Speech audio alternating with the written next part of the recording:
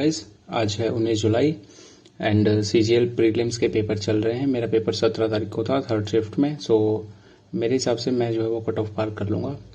तो काफ़ी क्वेश्चन ये रहते हैं कि इंग्लिश मैंने कैसे इम्प्रूव की है। ठीक है, सो पहले बात कर लेते हैं मेरे स्कोर की।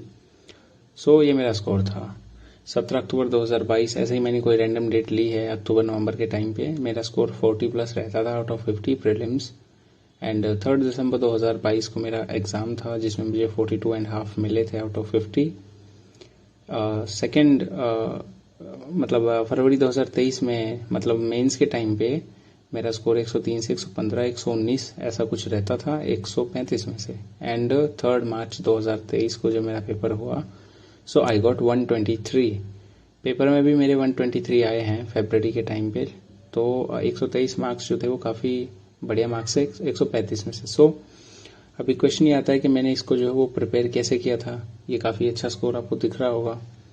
ठीक है, सो काफ़ी लोगों का ये क्वेश्चन रहता है कि मैं कौन से टीचर से पढ़ा हूँ या मैंने कौन सी बुक्स पढ़ी हैं। तो अभी मैं सोर्स बता देता हूँ। ठीक है, सो व्हाट आई डिड, मेरे एक टीचर होते थे जब 8th तक मैं एक गवर्नमेंट स्कूल में था। 9th क्लास में मैं जो है एक प्राइवेट स्कूल में गया था।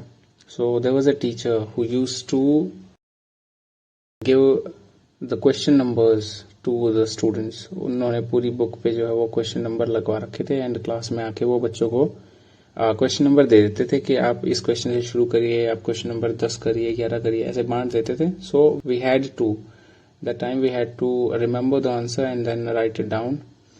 सो ऐसा करना पड़ता था और उन टीचर की आदत थी कि वो एक एक अक्षर को जो है वो चेक करते थे। सो उसके चक्कर में क्या हुआ कि मैंने क्वेश्चंस को रटना शुरू किया, मतलब ओवरऑल हमारी पूरी क्लास ने रटना शुरू किया। एंड इन दैट प्रोसेस मुझे जो सेंटेंस फॉर्मेशन थी वो याद होने लगी, मुझे प्रीपोजिशन याद हो गए साथ में कि इसके साथ में ये लग रहा है, होम आ रहा है तो उसके आगे कुछ नहीं लग रहा है। सो इस तरह की कुछ चीज़ें जो है वो मेरे दिमाग में सेट हो गई। एंड तब जाके इंग्लिश जो वो 9th क्लास से काफ़ी इम्प्रूव हुई है। सेकेंड जो है इसका वो ये है कि 9वीं के बाद से मैं इंग्लिश मीडियम ही पढ़ता आ रहा हूँ, चाहे फिर वो 11वीं 12वीं नवोदय की बात हो या फिर मेरी बनारस हिंदू यूनिवर्सिटी में मेरी ग्रेजुएशन हुई है उसकी बात हो। मैंने मैथमेटिक्स एंड स्टैटिस्टिक्स जो है वो 2 साल तक पढ़े हैं। 3rd ईयर में आके मैंने हिंदी लिटरेचर को अपना ऑनर सब्जेक्ट चुना था फॉर यूपीएससी पेपर आईएएस के लिए, ताकि मैं उसको ऑप्शनल सब्जेक्ट के रूप में ट्रीट कर सकूं।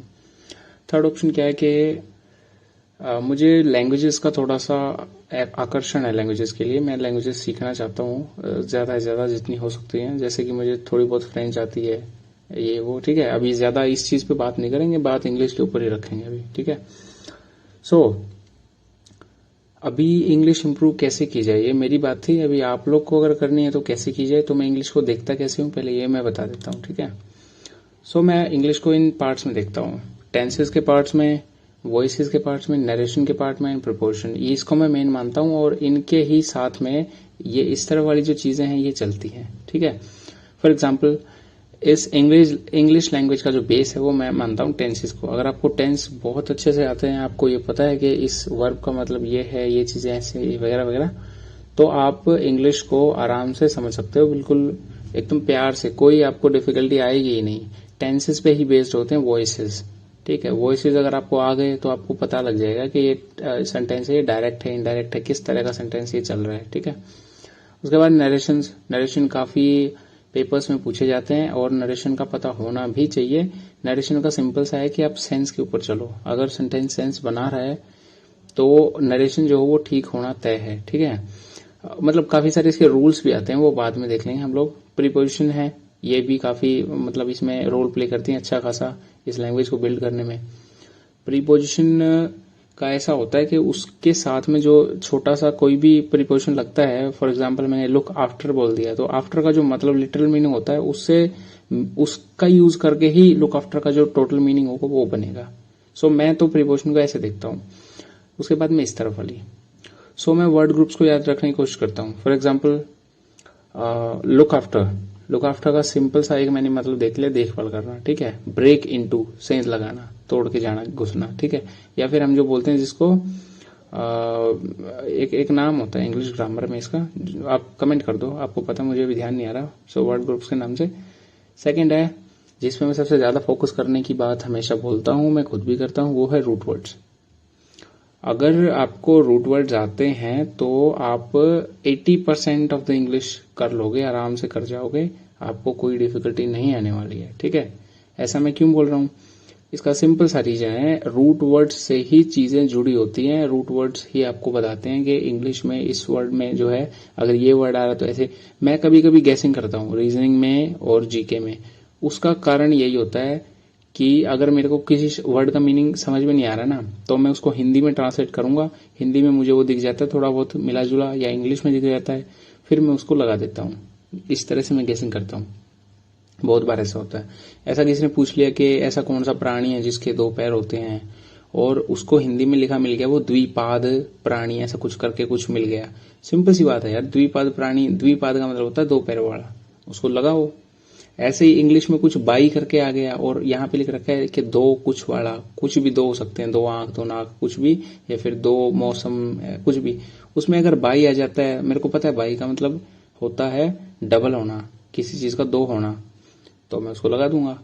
ठीक है, तो वर्ड ग्रुप्स, रूट वर्ड्स जो है ना, वो आपको आपकी हर जगह जहां पे मुमकिन हो सकता है वहां पे हेल्प करते हैं। फॉर एग्जांपल पायरो है, पायरो का मतलब होता है आग, और पायरो शब्द आपको कहीं भी दिख जाए, आग से या हाई टेम्परेचर से रिलेटेड जो है वो चीज बनेगी ही बनेगी। तो इसलिए रूट वर्ड्स पे ध्यान देना बहुत ज्यादा जरूरी हो जाता है। Third, paragraph.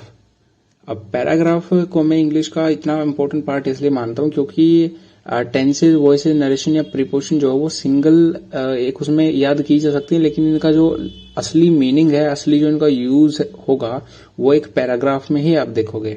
ठीक है, हम हर जगह वाटर इस्तेमाल नहीं कर सकते, हम हर जगह जो है वो क्या नाम, ग्लांस इस्तेमाल नहीं सकते। ठीक है, कहीं पे स्टेयर आएगा, कहीं पे पीप आएगा, कहीं पे ग्लांस आएगा। ठीक है, तो बहुत सारे मीनिंग होते हैं जो बदलते रहते हैं सेंटेंस की सेंस के ऊपर। ठीक है, वो पैराग्राफ्स में हमको देखने को मिलता है। एंड मोस्ट इंपोर्टेंट, लेकिन जो लास्ट में मैंने रखा है वो है सेंस ऑफ सेंटेंस। इंग्लिश को मैंने लैंग्वेज के, पर्टिकुलर लैंग्वेज के तौर पे बहुत ज्यादा नहीं पढ़ा है, लेकिन मैं जब गैसिंग करता हूँ या जब मैं चीजों को देखता हूँ तो मैं सेंटेंस की सेंस पे देखता हूँ कि ये सेंस बना रहा है कि नहीं बना रहा है। वो आपको तब पता चलेगा जब आप काफी ज्यादा बुक्स इंग्लिश में पढ़ चुके होंगे, मतलब इस लैंग्वेज को सिर्फ लैंग्वेज के तौर पे ना कि ग्रामेटिकल चीजें वो पढ़ चुके होंगे, तब आपको पता लगेगा कि ये वर्ड जो है ये यहाँ क्यों आया, वहां क्यों नहीं आया। फॉर एग्जाम्पल, हम मे और कैन के यूज से इसको समझ सकते हैं। ठीक है, सो कैन में ये बोला जाता है कि अगर आपके कोई इक्वल में है, बराबर में है, तब हम उसके लिए कैन इस्तेमाल करेंगे। कोई हमसे सुपीरियर तो मे इस्तेमाल करेंगे। ये इसलिए होता है क्योंकि सेंटेंस की सेंस वहां पे देखी जा रही है कि बंदा हमसे बड़ा है या छोटा है, सीनियर है जूनियर है, इस तरह से। सो मैं पूरा का पूरा सेंस के ऊपर चलता हूँ। और अगर किसी को इंग्लिश इंप्रूव करनी है तो ये फैक्टर्स होते हैं जिनसे इंग्लिश जो है वो इंप्रूव की जा सकती है। राइट, अभी बात कर लेते हैं कि इम्प्रूव करनी है, ये सेक्शन इम्प्रूव होने हैं, लेकिन उसके लिए सोर्सेज क्या है, क्या चीजें ऐसी होंगी जो इंग्लिश को सुधारने में मदद करेगी। सो ये सोर्सेज हैं। पहले मैं रेकमेंड करूंगा कि plinth to paramount by Neetu Singh volume 1 आप देखें।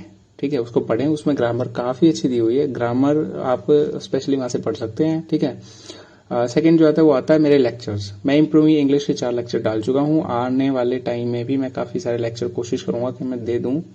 ठीक है, सो लेक्चर्स में मैं कोई भी 25 क्वेश्चन, कोई भी एक सेक्शन इंग्लिश का जो है किसी भी मॉक टेस्ट का, वो मैं उठा के और अटेम्प्ट करता हूँ, और फिर उसमें मैं अपनी नॉलेज के हिसाब से जो है वो क्वेश्चंस को मार्क करता हूँ, और उसके बाद में मैं उसकी थ्योरी समझाने की कोशिश करता हूँ कि ऐसा क्यों है। ठीक है, सो आप चाहें तो जो टीचर आपको समझ में आता है, जिस टीचर की आपको अच्छी लगती है चीजें समझाने में, और जिसकी आसानी समझ में आती है, आप वहां से पढ़िए, कोई रेस्ट्रिक्शन नहीं, कुछ नहीं। ठीक है, आप इजिली जहां से आपको समझ में आता है वहां से पढ़िए, नंबर लेने से मतलब है हमको। तीसरी है ब्लैक बुक। अगर आपको रूट वर्ड्स याद करने हैं तो ब्लैक बुक पे जाइए। अगर आपको वैसे वोकैबुलरी बिल्ड करनी है फॉर एसएससी एग्जाम पर्टिकुलरली, तो आप पीवाईक्यूज पे जाइए। पीवाईक्यूज जो है वो किसी भी एग्जाम की नींव होते हैं। ठीक है, तो पीवाईक्यूज को ज्यादा से ज्यादा पढ़िए, रिवाइज करिए, और ब्लैक बुक से जो है वो रूट वर्ड्स को याद करिए। ओके, सो ये थे सोर्सेज। अब थोड़े रोड मैप की बात करते हैं, किस तरह से कैसे प्रोसीड किया जाना चाहिए। सबसे पहले आप टेंसेस पे पकड़ बनाइए, उसके बाद आप प्रीपोजिशंस को याद करिए। ठीक है, और सेंटेंस फॉर्मेशन के दौरान आप देखते रहिए, पढ़ते रहिए। जहां से कोई भी बुक आपको मिलती है वहां पे देखिए आपके वर्ब के साथ में जो लगा हुआ है, प्रीपोजिशन लगा हुआ है, वो वही क्यों लगा हुआ है। अगर टू लगा है तो टू क्यों है, इन है तो इन क्यों है, एट क्यों नहीं हो रहा है वहां पे, या ऑन क्यों नहीं हो रहा है। सो जब तक आप रीजंस को सर्च नहीं करेंगे कि ऐसा क्यों है, तब तक आप इंग्लिश को इम्प्रूव नहीं कर पाएंगे। तीसरा आता है विकैबुलरी का। सो विकैबुलरी को ऐसे आप देखो, इसका मतलब ऐसे करना कि एक आपको वर्ड मिल गया जिसको आप डेली इस्तेमाल करते हो, उस वर्ड को रिप्लेस करो उसके सिनोनिम या एंटोनिम के साथ में, ठीक है। फॉर एग्जाम्पल मैं नेबरहुड अगर बोलता हूं तो उसकी जगह फिर मैं विसिनिटी इस्तेमाल करने लगूंगा, just to remember that word, सिर्फ इसलिए क्योंकि मुझे वो याद करना है। एंड नेबरहुड बहुत कॉमन है, मुझे इसीलिए याद है, लेकिन विसिनिटी मुझे कॉमनली याद नहीं है, इसलिए मैं उस वर्ड को जो है रिप्लेस करूंगा नेबरहुड से कुछ टाइम के लिए, ताकि मैं विसिनिटी को याद कर लूं, ठीक है। ऐसे चलेगा। सो इसके बाद नेक्स्ट मेरा एक रूल है, उसके ऊपर बात करते हैं अभी, ठीक है। ये सीजीएल वाले प्लीज ध्यान दे लें इधर। सो मेरा टारगेट अब मैं रखने की कोशिश करूंगा 115 प्लस, मैं इसमें जाने की कोशिश कर रहा हूं, ठीक है, इस पेपर में। एंड मेरा टारगेट ये रहेगा कि मैं ज्यादा से ज्यादा जो है मार्क्स वो गेन खुद भी करूं और दूसरों के भी करवा सकूं, ठीक है। सो 115 का टारगेट। 1+1+1 रूल का मतलब है रोज का एक मॉक देना है, रोज की एक वीडियो देखनी है। वीडियो आप किसी की भी देख सकते हो जिसका आपको समझ में आता है, इंग्लिश स्पेशली। एंड एक चैप्टर जो बुक से कंप्लीट करना है। पहले दिन आप टेंसेस करेंगे, पहले दिन या दूसरे दिन, 2 दिन 3 दिन 4 दिन आप ले सकते हो टेंसेस के लिए, कोई बात नहीं। मैं जो रिकमेंड करता हूँ वो करता हूँ कि आपको कम से कम 12 दिन तो लेने ही चाहिए। 12 क्यों? जो present perfect, present, past and future के जो है वो 4-4 पार्ट होते हैं, तो इस तरह से 12 जो है उन्हें हमारे बन जाते हैं 12 डेज। तो एक डे में आप एक पार्ट को कंप्लीट करिए, ओनली एक को। एक के भी 4 पार्ट होते हैं, सिंपल, उसके बाद नेगेटिव, फिर होता है इंटेरोगेटिव एंड फिर इंटेरोगेटिव नेगेटिव, ठीक है। सो इन 4 के 4 पार्ट्स को आप ऐसे कंप्लीट करो। उसके बाद जब आप ये कर लेते हो तब क्या है, मतलब साथ साथ भी चल सकते हैं ये चीजें। उसके बाद है डिकोडिंग मॉक्स एंड पीवाईक्यूज। मॉक्स को, मॉक टेस्ट पेपर्स को जब आप सॉल्व करते हो उसके बाद में उनको देखो कि इंग्लिश में इस वर्ड में यहाँ पे ये गलती हो रही है तो वो क्यों हो रही है। अगर 3 जो वर्ड्स हैं वो एक जैसे दे रखे हैं एंड आप गेस नहीं कर पा रहे हो कि आंसर क्या होगा, तो भाई आपको सीरियसली काफी ज्यादा हेल्प की जरूरत है, काफी आपको काम करना पड़ेगा। क्योंकि जहां 3 वर्ड्स दे दिए जिनका मीनिंग एक है और चौथा वाला अलग दे दिया और तब भी आप नहीं ढूंढ पा रहे हो, इसका मतलब आपकी वोकैबुलरी काफी वीक है। इस तरह से आप अपना एक लेवल फाइंड आउट कर सकते हो, आपका क्या लेवल है, उसके हिसाब से फिर आप जो है अपनी प्रिपरेशन को रफ्तार दे सकते हो, ठीक है। सो मॉक्स डिकोडिंग करने का मतलब यही है। उसके बाद पीवाईक्यूज जो है वो काफी इम्पोर्टेंट होते हैं पेपर में, अभी मैं बता भी चुका हूँ। सो पीवाईक्यूज जितने हो सके उतने आपको सोल्व करने हैं, बुक से या फिर मॉक से, कहीं से भी। काफी सारे टेलीग्राम चैनल्स हैं, यूट्यूब चैनल्स हैं जो पीवाईक्यूज जो है वो प्रोवाइड करवा देते हैं। अगर पीवाईक्यूज आपको अभी भी पढ़ने हैं तो आरबीई के चैनल पे आपको मिल जाएंगे, टेलीग्राम चैनल पे, वहां से डाउनलोड करो, शुभम जैन सर ने डाल रखे हैं, ठीक है। फिर है माई लेक्चर्स। अगर आपको विकैब में कहीं दिक्कत, ग्रामर में कहीं दिक्कत आती है तो फिर आप लेक्चर्स देख सकते हो। और आप लेक्चर्स को इसलिए भी देखो ताकि आपको ये पता लगे कि मैं पर्टिकुलरली इंग्लिश के सेक्शन को अटेम्प्ट कैसे करता हूँ, ठीक है। एक काफी अच्छा सोर्स है वो है इंग्लिश माध्यम का जो पीडीएफ आता है, ठीक है, उसको पढ़ो। क्योंकि उसमें एक तरह से सारी की सारी चीजें समेटी हुई है। उसमें वोकैब भी आएगी, उसमें आपकी ग्रामर भी आएगी, उसमें प्रीपोजिशंस एंड अदर पार्ट्स भी आएंगे और उससे आपकी कंप्रिहेंसिबिलिटी बढ़ेगी। पैराग्राफ्स को लेकर कंप्रिहेंसिव जो कंप्रिहेंशन आता है उसकी आपको जो है वो आदत बन जाएगी। आपको पता है कि मेंस में 3 से लेके 4 तक भी आ सकते हैं, कभी कभी 4 कंप्रिहेंशन भी आते हैं जो कि आपको पढ़ने होते हैं और उसका आंसर देना होता है। सो ये एक मैं बोलूंगा कि मस्ट रीड है, इसको आप प्लीज आप पढ़ने लगो, अभी शुरू कर दो। और डेली एक पीडीएफ जो वो डालते हैं वो आपको पढ़ना ही पढ़ना है। क्वेश्चंस आप सोल्व करो ना करो भले ही, लेकिन पीडीएफ आपको पढ़ना है। एंड जो वर्ड्स आपको लगते हैं कि ये काफी इंपॉर्टेंट लग रहा है और मुझे इसका मतलब नहीं पता, उसको आप राइट डाउन कर सकते हो, ठीक है। सो नेक्स्ट पे चलते हैं। एक गोल्डन रूल है, वो ये है कि consistency is what transforms average into excellence. अभी बहुत सारे लोग गलती यही करते हैं। फिर मैंने मतलब बहुत सारे वीडियोस पे कमेंट देखे हैं, वैसे भी सुनने में आता है कि एसएससी का ऐसा हाल रहता है कि वो इस तरह से मतलब पेपर ऐसा आता है या बच्चे तैयारी नहीं, जो भी है। ये बोला जाता है कि 4 साल तक भी, 5-5 साल तक, 6-6 साल तक भी स्टूडेंट जो लगे रहते हैं एसएससी में और वो पास नहीं हो पाते। सो मैं ये मानता हूँ यार कि जो जिसने मतलब 2 साल से ऊपर लगा दिया ना एसएससी में, वो तो फिर दिल्ली में ना वो दाल पकाने के लिए बैठा है, वो पेपर देने के लिए नहीं बैठा है। मेरा तो ये मानना है। क्यों मानना है? क्योंकि कंसिस्टेंट अगर आप रहते हो ना, 6 महीने सिर्फ कंसिस्टेंट रहना होता है, कोई भी एग्जाम आप निकाल सकते हो, ठीक है। ऐसा एग्जाम नहीं जिसमें हाई लेवल ऑफ लक लगता हो या फिर कुछ और बात। यूपीएससी को मैं मानता हूँ ऐसा हाई लेवल ऑफ लक वाला, लेकिन एसएससी का एग्जाम ऐसा है कि उसमें यार आपको ऑप्शन सिलेक्ट करने हैं, उसमें भी अगर आपको ऐसा लगता है कि आपके साथ भेदभाव हो जाएगा तो फिर क्या। यूपीएससी में तो माना जा सकता है, क्या पता कौन किस प्रोफेसर का मूड कैसा हो, आपको क्या नंबर दे, क्योंकि वहां पे जो लिखना होता है वो रिटन एग्जाम होता है, वहां पे जो पैराग्राफ को चेक किया जाता है प्रोफेसर द्वारा। यहाँ पे ऐसा नहीं है, यहाँ पे आपको ऑप्शन को टिक करना होता है। यहाँ पे भी अगर आप गलती कर रहे हो और 6 महीने 7 महीने की तैयारी के बाद आपका स्कोर इंप्रूव नहीं हो रहा, तो आपके साथ में काफी सीरियस प्रॉब्लम है, आप ये मान लो, ठीक है। उसको आप इंप्रूव कर ही नहीं रहे हो, आप उतनी ढंग से तैयारी कर नहीं रहे हो कि आप नौकरी के लायक बनो, और फिर आप ये बोल देते हो कि नहीं मेरी तो किस्मत खराब है, कुछ हो रहा है। उसका सिंपल सा एक रीजन होता है कि कंसिस्टेंट लोग रहते ही नहीं है। कंसिस्टेंसी अगर आप रखते हो ना तो कुछ भी हो जाएगा। आप चाहो तो इस चैनल पे पुरानी वीडियोस जाके देखो और उन वीडियोस को जो है वो एक बार उनमें स्कोर चेक करो, ठीक है। इंग्लिश में तो मैं नहीं बोलूंगा कि इंग्लिश में बहुत ज्यादा इंप्रूव हुआ है, क्योंकि ऑलरेडी मेरा स्कोर जो 40 प्लस आता था, 35, 33, 40 ऐसा स्कोर आता था।